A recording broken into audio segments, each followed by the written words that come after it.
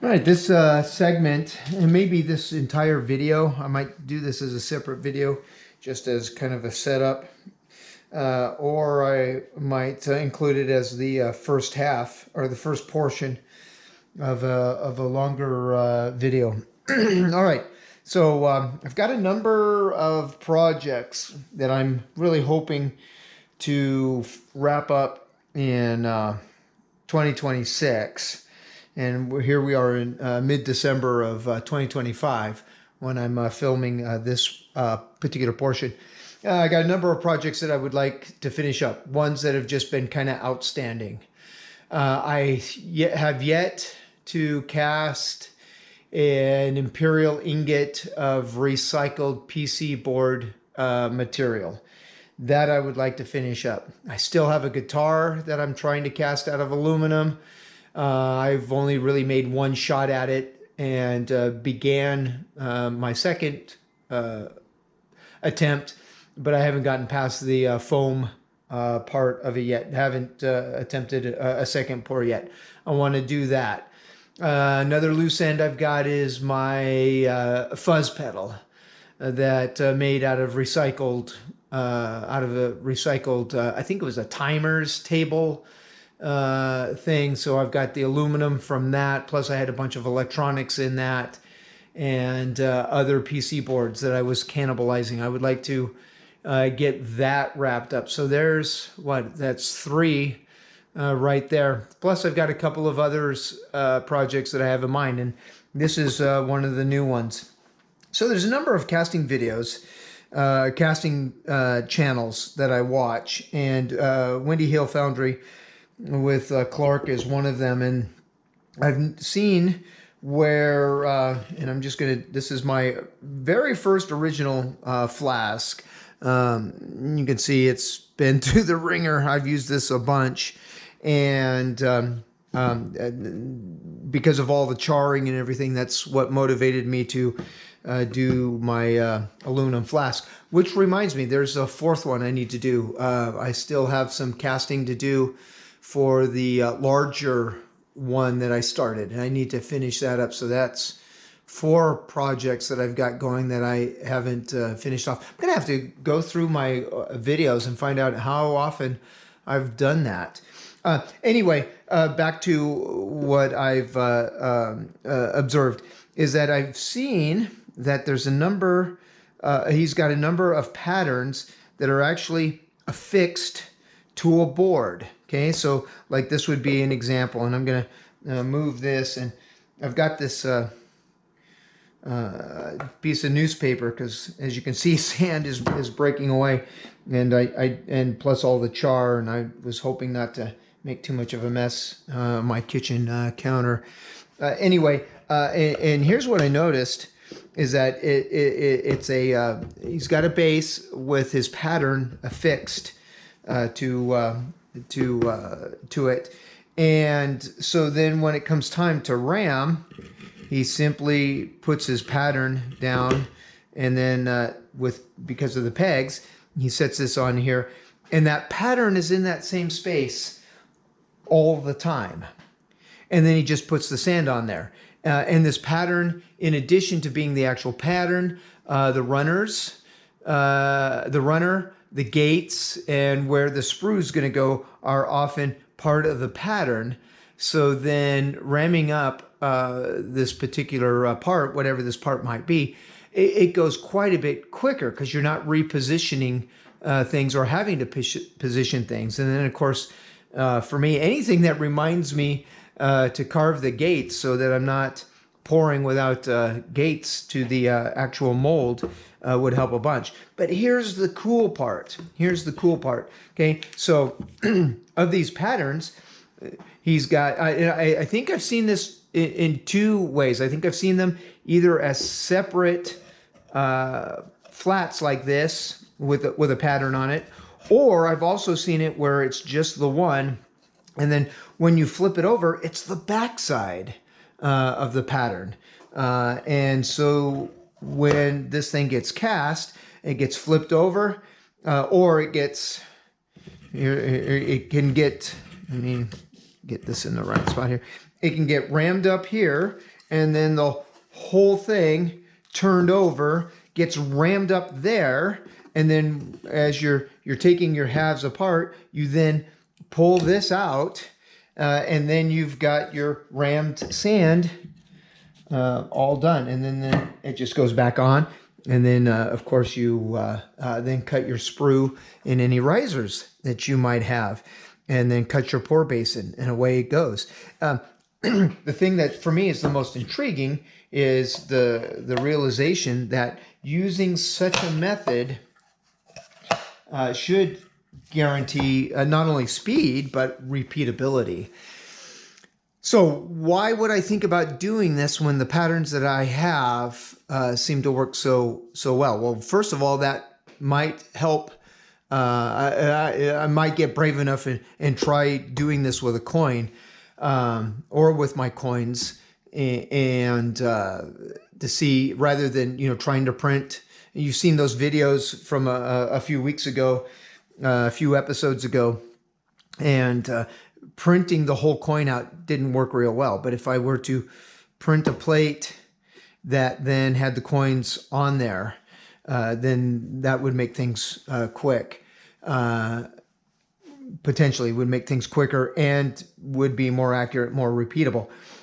But what I actually had in mind were my curves and my pickets for my gates. If I were to turn my trellis and my plant stand into a gate, which is something I would kind of like to do. I was thinking of making an ornate gate to kind of close off the shed in the back from the rest of the backyard for the sake of the grandboys. The two older ones, they're old enough now that you tell them stay away, don't go in there, and they do a pretty good job. But with the youngest, I think he's 5 months, just over 5 months old.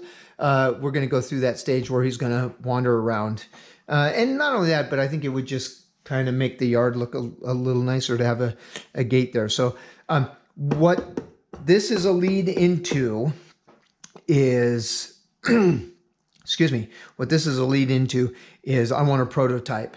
And I'm thinking I might do the coins. I'm not sure if I'm going to do coins or if I'm going to do one of those little curves. I'm going to do something here. Another idea that I have, because I would like to really improve my shed, insulate it so that it's so much more comfortable to work in the wintertime. And so I've got shelving, and I think it would be really, really cool if I were to cast the brackets for the shelves and just make it a project in that. So there's a possibility. I'm thinking about whether or not I will try this either with shelving, with coins, or with the curve. The beautiful thing, if I could do this with a curve or do it with pickets, either to do this for either more trellises or more plant stands and things like that, is whether or not I can do this in such a way that my plates could be interconnected, so I could add lengths to it for my bigger flasks. And of course, the whole reason, the point, the purpose is repeatability, so that I've got straight casts of those longer casts that my 3D printer won't make them. And I'm having a heck of a time gluing parts together and having them stay, even with the interconnects that I made. So if you look at my older videos and the struggles that I had with making the trellis and making that second plant stand, and then also making a more a better and improved version of that first plant stand, instead of having half legs that are flat on one side, make it so that they were the same on the both sides, so there's a meatier, nicer looking leg. If I could do that, that would be nice. So anyway, I'm looking at the time now, and it's like this thing's almost 10 minutes long already. So I think this will probably be an introduction. So this is where I'm going to go, and then basically what I need to do is measure. Yeah, sure enough, 10 minutes is almost a stretch for that camera these days. Is it shut off? Here's my engineering ruler. Man, this thing, 40 years old, just over 40 years old.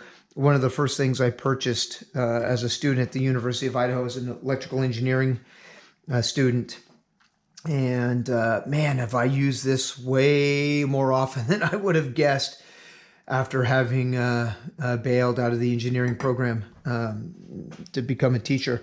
Anyway, what I want to do is I want to measure for this test purpose anyway. So my 3D printer is able to print a plate this big for sure. Okay, and so then I'm going to measure that off, and then look at the usable. Okay, so that's 6.5 one way, and this won't be 6.5. This will looks like it's 5.5 because I want to use this existing flask since it already has the pins in. Because when I do this for real, I'm going to have to rethink some of my other flasks for pins if this prototype seems to work. So I've got then my usable area 5.5 by 6.5. So I'll keep that in mind, and then I might try it with coins. Honestly, I think that would be interesting to see if I can make that work, and that would be one that it would be practical. It would be a prototype of the concept, plus it would be one that I would use repeatedly. Whereas the curve and kind of a prototype shelf, this is too small for that to be practical. So yeah, I think I might try with coins. So I might turn this into a where it intersects with that series on my Student of the Week coin series. All right, so I think I'll put this together. This will probably drop. I don't know if this will be the first or second video of the 2026. So it's got kind of an overview of what I want to accomplish over the year, finishing off projects, plus this new one that I'm starting. And then this should follow the 2026 music video, which again, it's mid-December. I probably won't start work on that until Christmas break. Well, it's going to drop anyway before this video, I think, one way or the other. All right, I think I'll wrap this up. That's the concept of where I'm going to go. It'll probably be some trial and error that I won't film all the trial and error on the 3D print. So the next video in this particular series will probably just be the actual 3D print. Maybe I'll show some stuff in Tinkercad. We'll see, and talk about the technique. All right, I'm going to go ahead and wrap this one up. After a couple of days of 3D printing, here's what I've got. My two plates. And oddly enough, when I saw these things on the 3D printer, they looked way out of proportion to what it was I was trying to do. And then I found out, no, it fit the way I wanted to.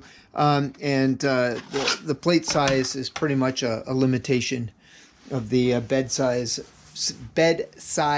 of my 3D printer.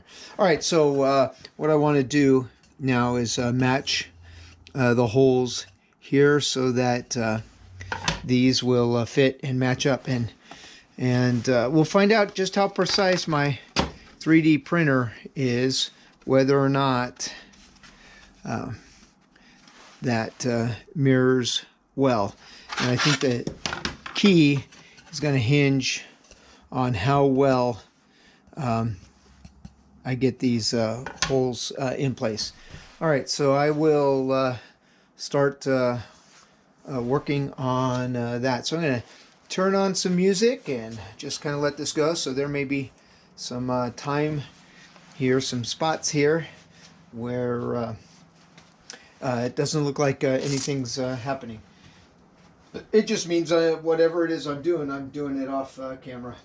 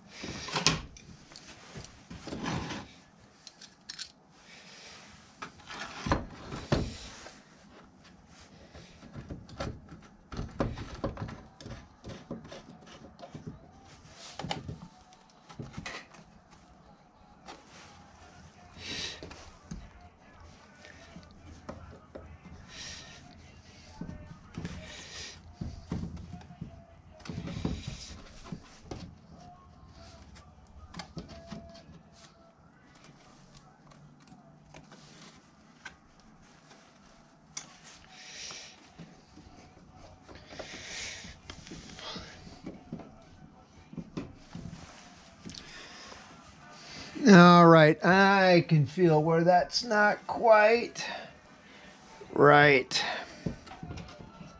It wants to move.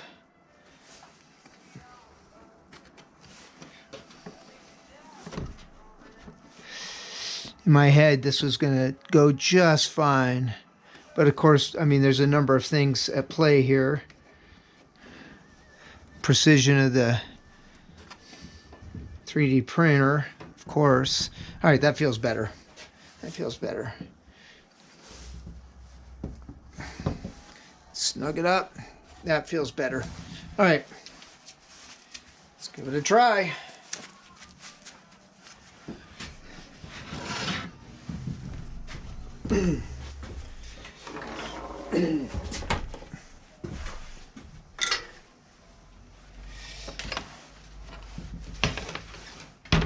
You know what?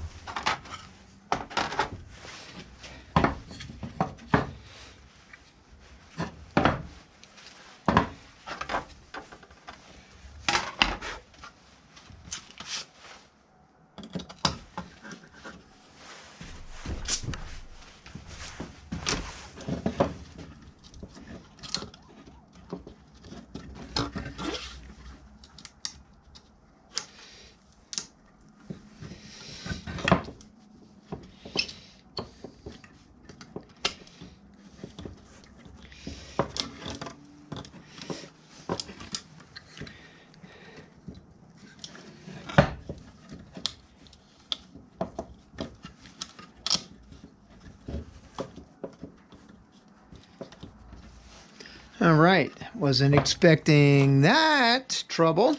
I should have paid more attention to that being a little bit bigger.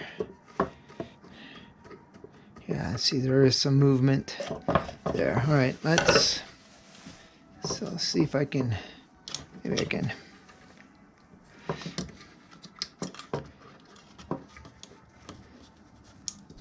There we go.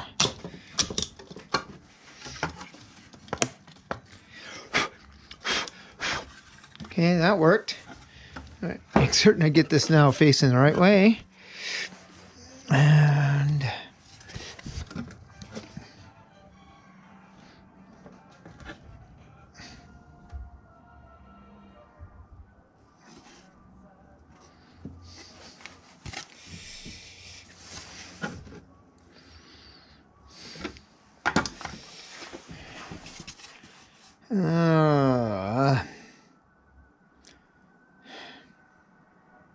now this guy's got to wait here, so it's like that. Okay, I don't know why that was hard to figure out. I know though that I probably need to. Okay, there we go.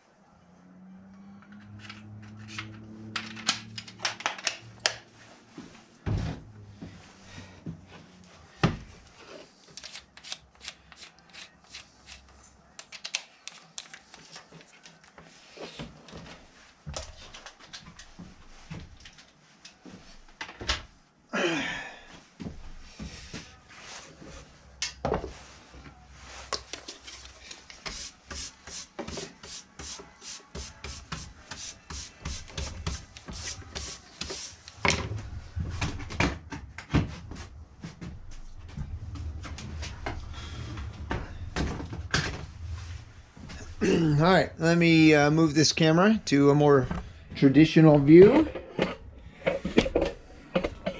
of things.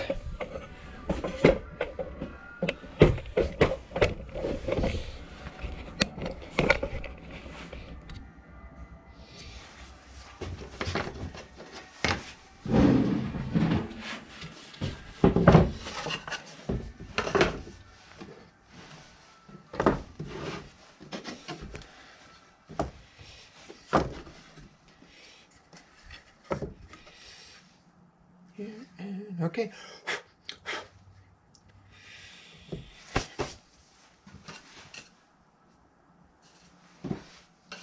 Honestly, even if those things would have turned it upside down, it wouldn't have mattered so much.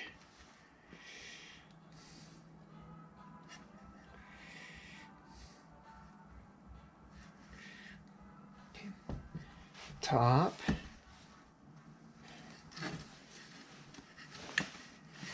There we go. That makes it easier for me to see. Having a hard time visualizing this stuff. Okay.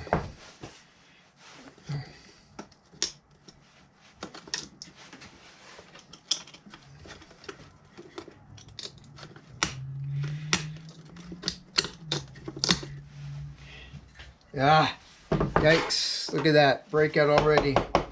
Okay, so the infill on this I did at 5%. The infill on this I did at 15%, not thinking it was going to make any difference whatsoever. And I already see that it is going to make, it did make difference because then it broke out there. Okay, got to try to remember, keep in mind, okay, prototype, first attempt, and that I might need to make some adjustments for.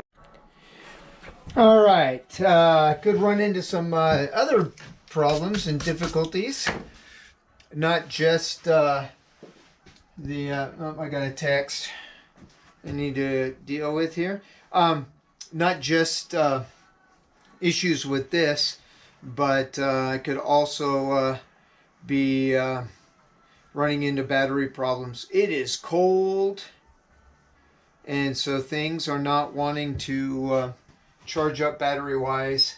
And of course, it didn't occur to me how important it would be to charge up all my batteries before coming out for this. But I think I got enough, at least for the RAM up.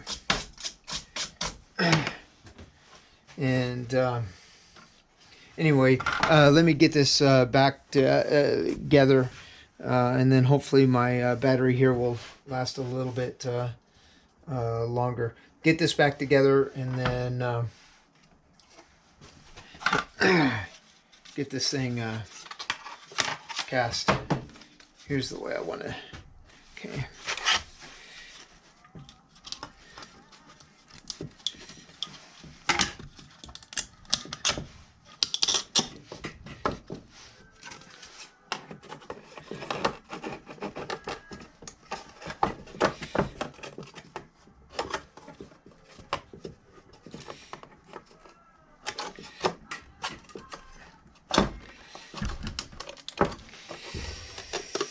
It's going to give me fits, isn't it?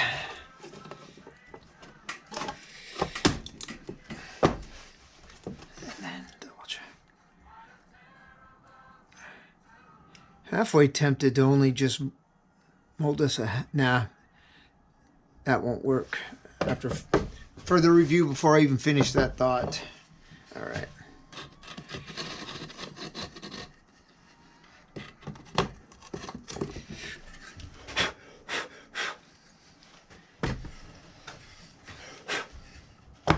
All right. I'm gonna stop, zoom in, because I haven't figured out how to zoom in while I'm actually filming here. So give me a moment.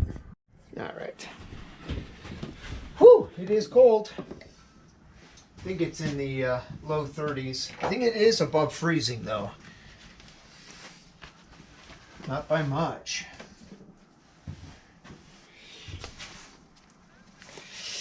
Yeah, now my concern is whether or not I can easily pull this stuff apart and do so without messing up the mold. We'll see.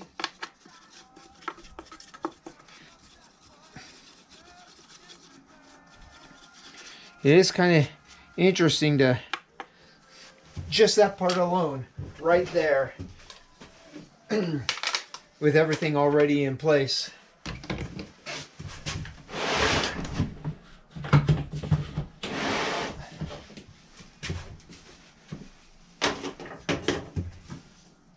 See how this sand's going to be. It's going to be cold, I know that.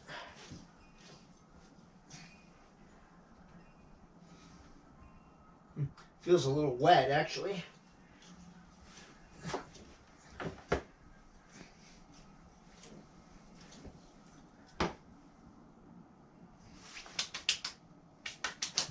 All right, I think it's workable.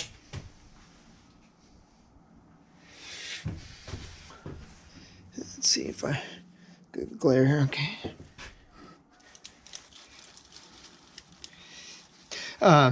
More important than the speed of ramming, and this is going to go quick, and then I don't have to worry about anything moving, but it's going to be repeatability.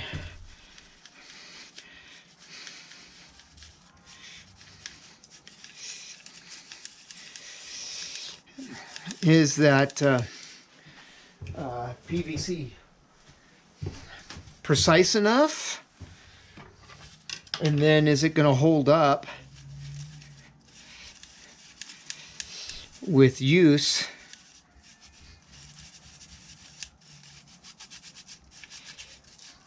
And I can see already one of the adjustments I'll make will need to be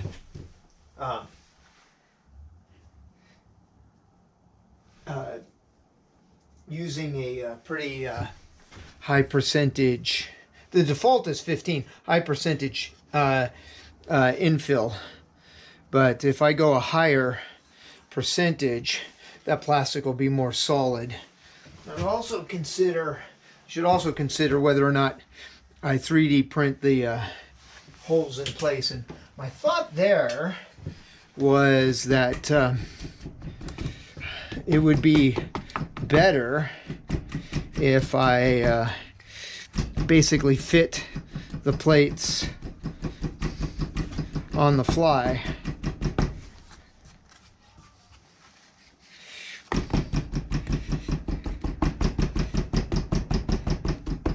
Well, the proof's going to be in the casting. All right, well, here's one thing for sure, that my little trap thing there isn't a whole lot different than the other one, because I often hit the top of that on the first round of sand. This and this.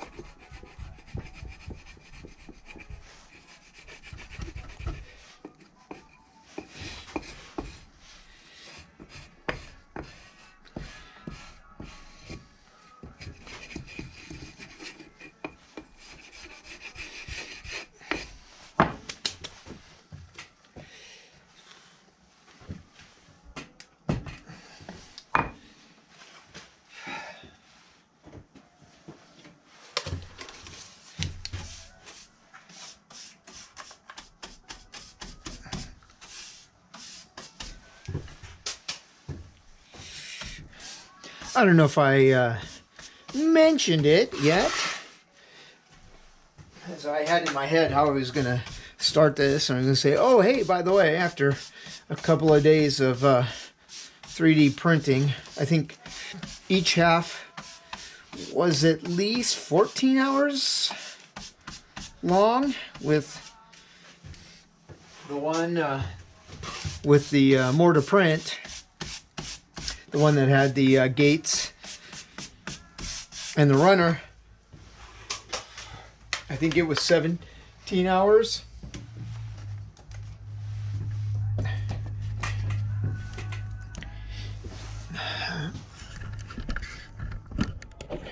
Fix the camera there a bit.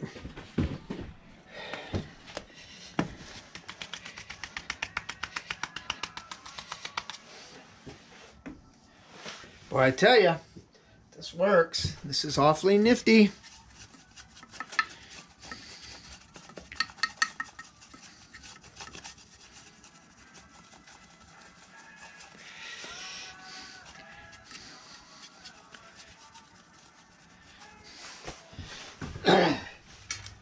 Now, obviously, I didn't design these coins with this particular method in mind.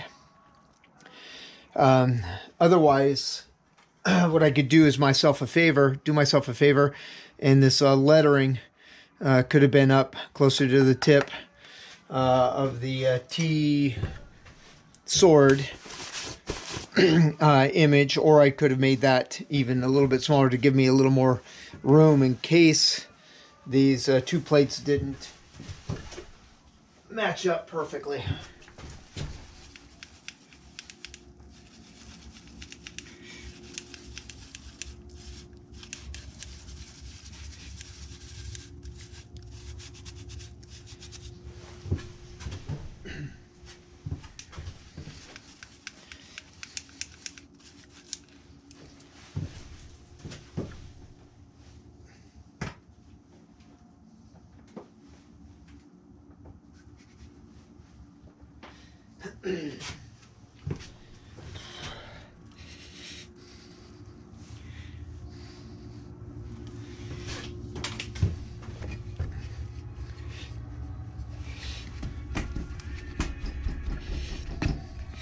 Well, the plates seem to do a good job of taking the pounding on that first one. I didn't feel any give, didn't hear any pops or snaps, although I do have my headphones on with my good ear exposed, which means I'm not hearing the music a bunch, but it is kind of like background noise. I might not have even heard the pop, even if it had popped. We'll find out.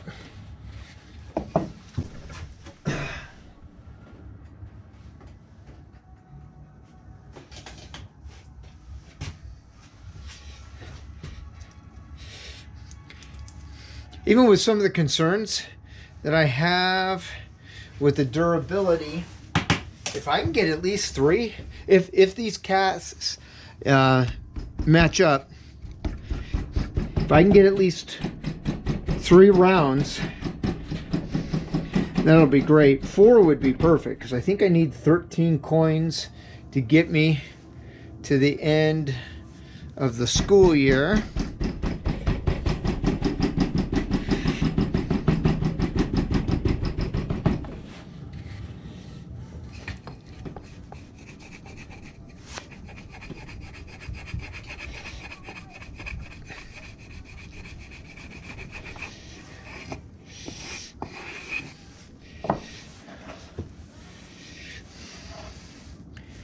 Right.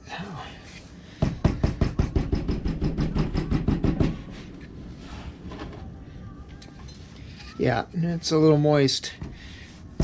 The sand, because it's sticking. My ramming tool here.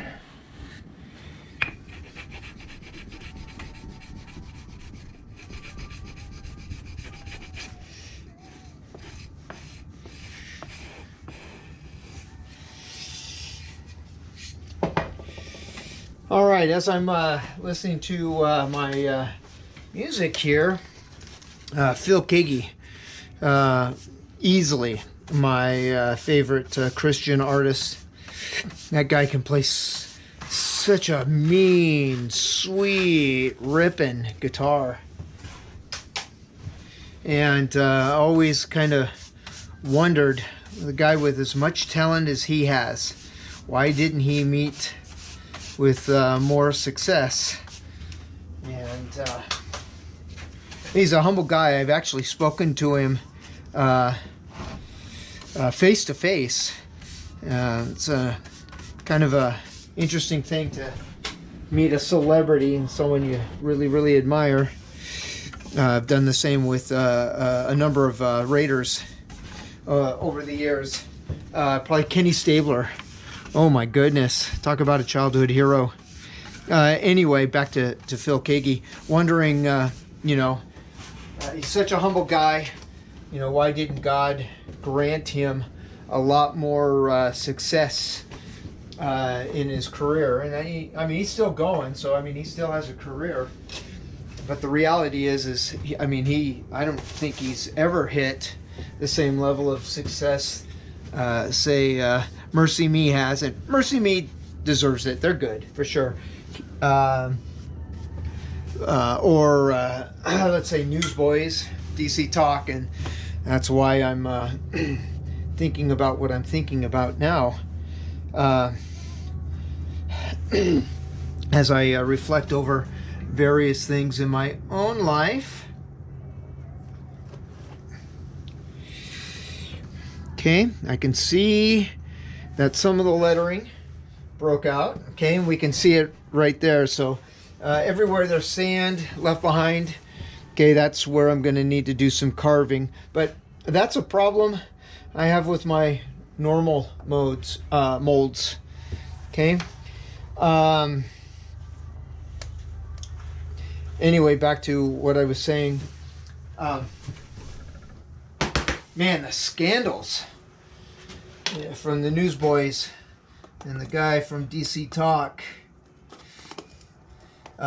Maybe perceived lack of success or lack of grace, or however it wants to be phrased, is actually a blessing for somebody like Phil Keaggy, where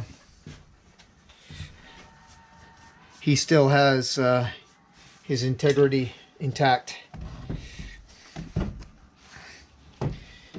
I don't want to really bag on the Newsboys and Michael Tate from DC Talk.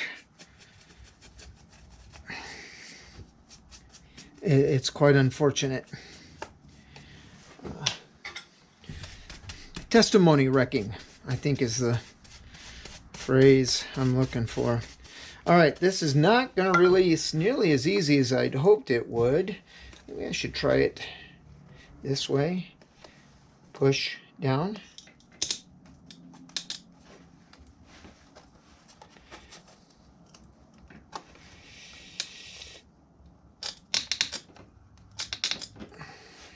Okay.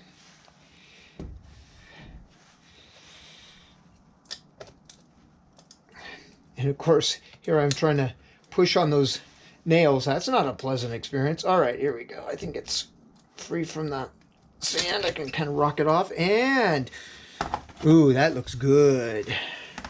That part looks good. That looks solid.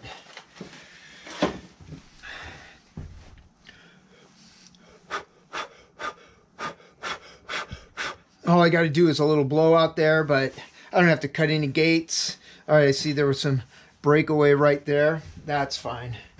That's fine. Okay, so set him aside. Let's cut the sprue and the vents, risers. Cut the base in. Let's do a pour. Okay, I like the concept. And I bet you a couple more uses, what I just experienced there, that's going to loosen up some. All right. Let's see how easy this goes. All right, this is going to be where my basin is. My basin is going to be on this side. Okay, so it's probably been a while since I've talked about such things. Okay, so I've got my 3 targets here. And as I said, the basin's going to go here. And is that showing up on the camera? I can't tell by the glare. Barely. Which means then it's going to land here. And then metal comes down. It's going to run along the runner. And any junk that's in it is going to land into that trap first. And then as this well fills up, and as the gates fill up, and then the inevitable coins fill up, it should be relatively junk free. And then I'll have a riser that goes over the top of the trap and the one in the middle there, so hydraulically it can push metal in and help force a complete mold. Smack my head on things. All right, so wow, I gave myself a real big target there. That's okay.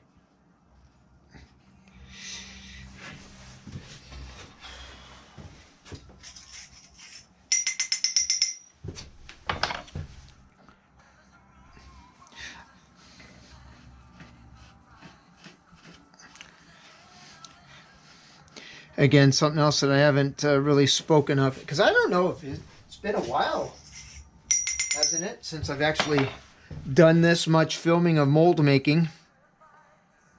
And I don't think I've always talked my way through it. I like to just do part way through the sand there for a while. And I don't know if the sand was too wet, too dry, wasn't packed well enough, that I was pushing big holes. And I'd have these huge breakaways. Made a mess of things. Seem to be going fairly well. Okay, and then here's another part that I like, that normally when I do this I have pieces that are still in place so it doesn't move the sand much. I mean, in all seriousness, probably could have even on my 3D print put things in here so I could have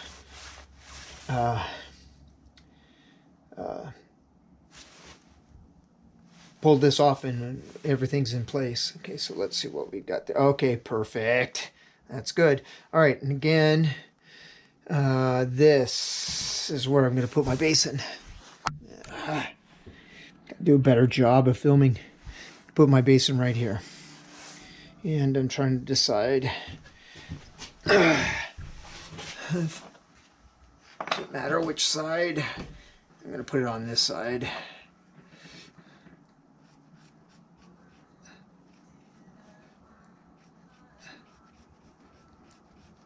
Oh yeah, no, I packed this pretty good. Cutting this basin, that's a lot of digging I'm doing here.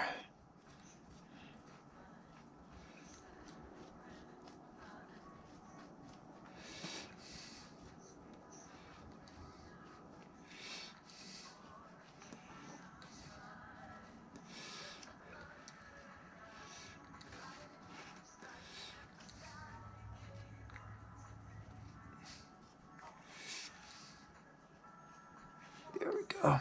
That feels better.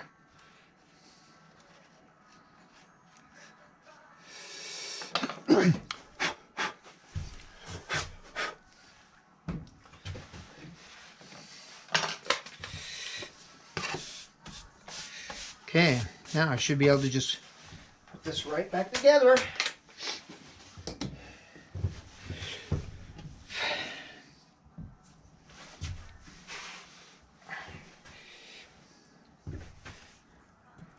quite the small target I made for myself. That's all right. I should be able to hit that without any problem. All right, there we go. All right, next clip should be the pour, followed shortly by the reveal.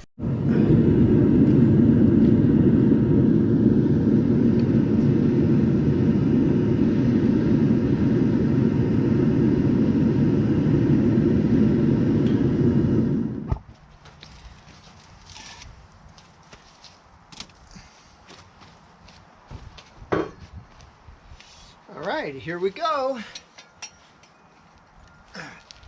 Let's find out if this is gonna work. I should have made that basin a little bit bigger.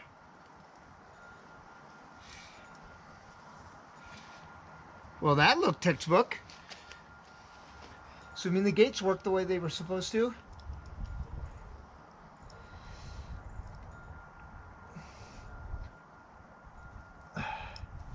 It did make a larger than expected ingot. I hope that all worked. I'll show you my ingot here in a second. Get this thing capped off.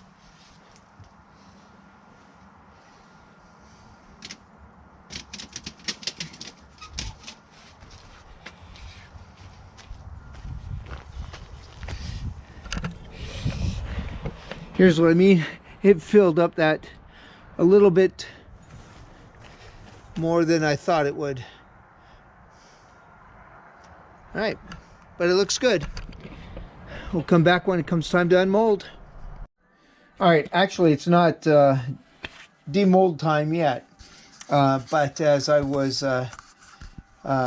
putting some things away, I thought, oh, wait a sec. How close is this to fitting my metal flask? And it's a little bit tighter, but that's workable. But it's a little big. That base is a little big, but instead of pins, if I could find a way to get that to precisely fit, that would be sweet. I don't think I can do it with the existing one, yeah, without messing up the holes. I'll have to look at that and see. But if I can get it to also fit in here, because that wood flask that I've been using, it's in pretty rough shape because, well, I mean, it's my oldest flask. Yeah, that fits nice. It looks nice. And the beauty of it is that I could cheat on the inside of where I've got these, and it would still fit. So I can come in here instead of dead center for my basins. But I like the way that fits. Oh yeah. All right, I'll have to do some measuring and see about getting it to fit inside this, because I'm curious. Oh yeah. Oh my goodness, about ready to lose it here. Look at, I've got that much of a space so they can fit on there and then fit inside the teeth there. Woo! Even more excited. Oh my goodness. All right, I'll have to see if this actually worked, because I think I can modify it to fit my metal flask just fine. All right, now the next thing should be the demolding process.